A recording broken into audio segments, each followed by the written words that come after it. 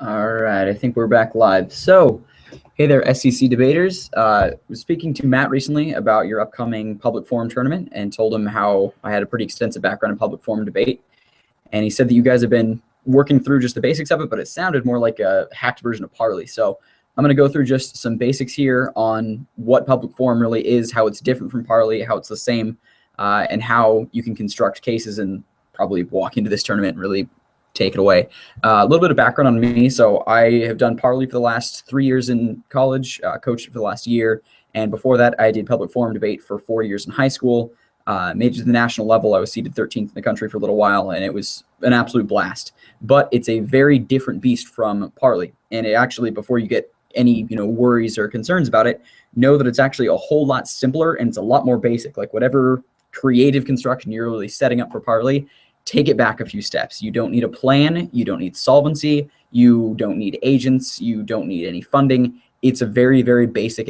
Think like a novice LD round, but without a value or value criterion. So very, very basic. So what I have up in front of me here is actually the rules from the CHSAA. That's the governing body. That's the Colorado High School something association, and their rules are going to be the ones that are governing this upcoming tournament. So just some of the important ones to point out.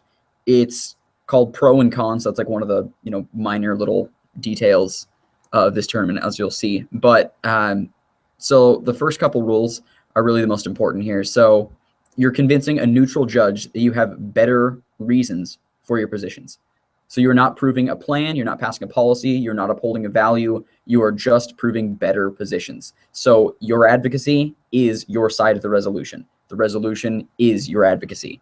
Very, very straightforward. So whether you're on the pro side or the con side, it's supposed to be a very simple, very accessible kind of debate. So you obviously are going to be using evidence that was, as I understand, provided by the Fullerton folks. And then you can discuss practical issues, philosophical, or a combination of those. I usually like to do a combination of those, and so that's something that we'll get into later as we look at some contentions. So as you probably already know, you're going to walk into the round, there's a coin toss. You will not have already assigned sides. Again, I don't really know how much background you folks have in public forum. You might already be masters, but as far as case construction, that's really what Matt was saying that you guys might want some help on. So speaking position, you're going to want to have set up ahead of time. The difference in speaking position is a pretty important one. Speaker number one is not really going to do as much with the round. Speaking number one, you're really just reading your case, and then you're going to give some cross-examination on it. Then you're going to be giving a 2-minute summary speech. So really, you're only actually speaking on your feet for 2 minutes plus whatever questions you have in Crossfire. So the first speaker asks the first questions. But so that's really the role of the first speaker, is to very eloquently present that which is already written down. So just make sure you have your case, known inside and out so you can really deliver it. The second speaker has a much more difficult role in that they have to kind of like the LO position to debate. In Parley, you have to respond to those new positions pretty much on the fly. So you can kind of figure out what some predictable positions are, but you're going to have to come up with arguments on the spot. So that's your job, and you're going to have 2 speeches in which to do that, as well as Grand Crossfire. So for questions, make sure you also don't get pushed back and forth.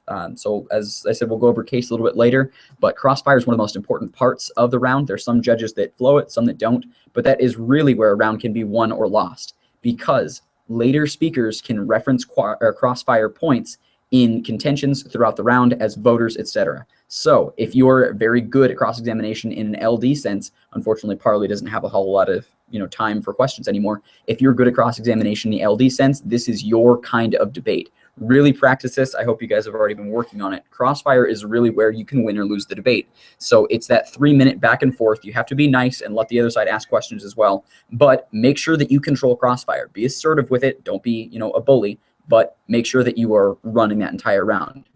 Ask those questions that your competitors cannot answer. Ask those things that are going to pin them down, the things that they don't have, proper sources for, they don't understand the sources well, things that their position is going to fall apart. Make sure to ask those hard questions that you would pre-prepare in Parley.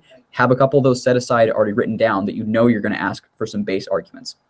So so this is just the base organization of who's going to ask questions first, who's going to speak first.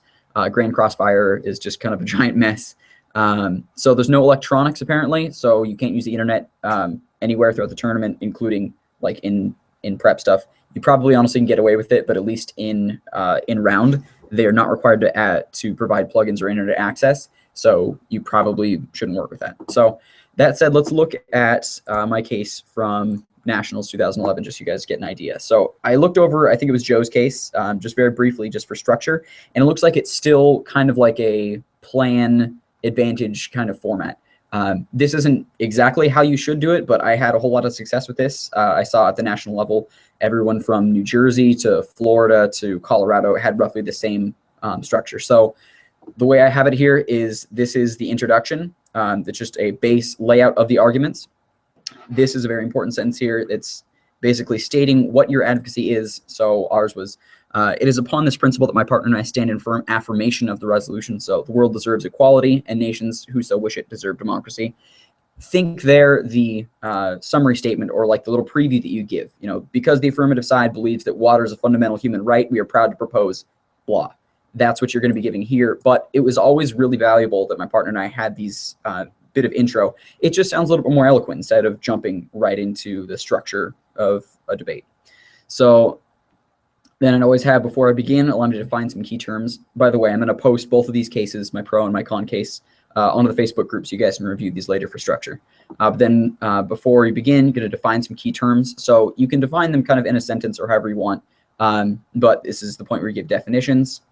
So our resolution at the time, just to give you some context, was that the United States should intervene in another nation's struggle for democracy. So kind of like the nation building interventionism.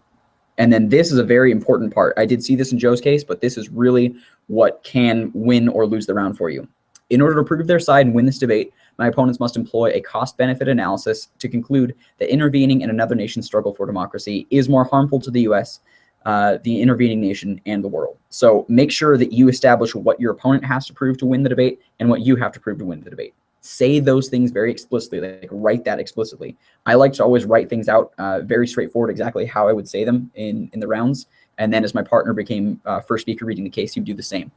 Also, as far as length, you usually don't want to go over about 4 pages. I found that reading at a comfortable speed, you don't want to be spreading to any extent. Reading at a comfortable speed, usually 4 pages is about 4 minutes. Now, as far as structure for contentions, I've got thankfully some feedbacks from some very, very successful public forum and parley judges that said, as far as contentions go, in PF, you want to go with the shortest, sexiest title that you can. So if you can make it one word like security benefits, or one little tagline like security benefits, great. If you can make it shorter, like democratic intervention benefits the U.S., that's great. The shorter that you can make those contention taglines, the easier it is for you to flow, for the judge to flow, for your opponents to flow, everything. So that makes it a little bit easier.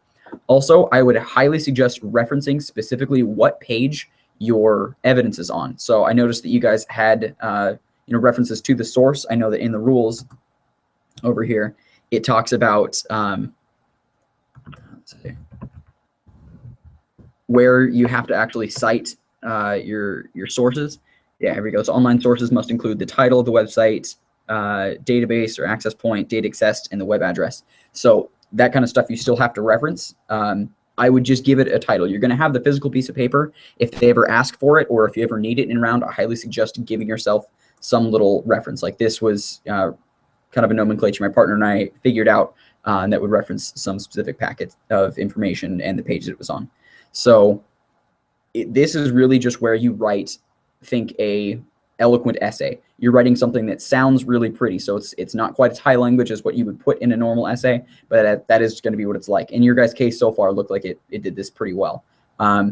Underline for points of stress. This is really where it's different from parley, because you're not writing a case in a minute, 2 minutes, really quickly after establishing a whole bunch of evidence in prep time and then just firing off bullet points. You really get to control every word that you say. Make sure you emphasize the right points. I would suggest running your speech in the mirror, or just to other people, running through those practice points. You know what the most valuable thing is.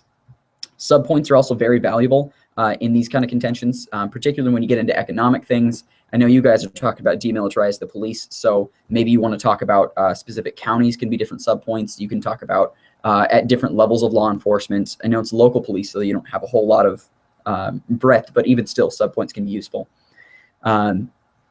So I would always fit in usually 2 contentions. And then if there was any additional information that I had to cut out just for time's sake, stick it to the bottom of your case so that if ever need be, the second speaker can stand up and read a little bit more evidence and then go into the speech.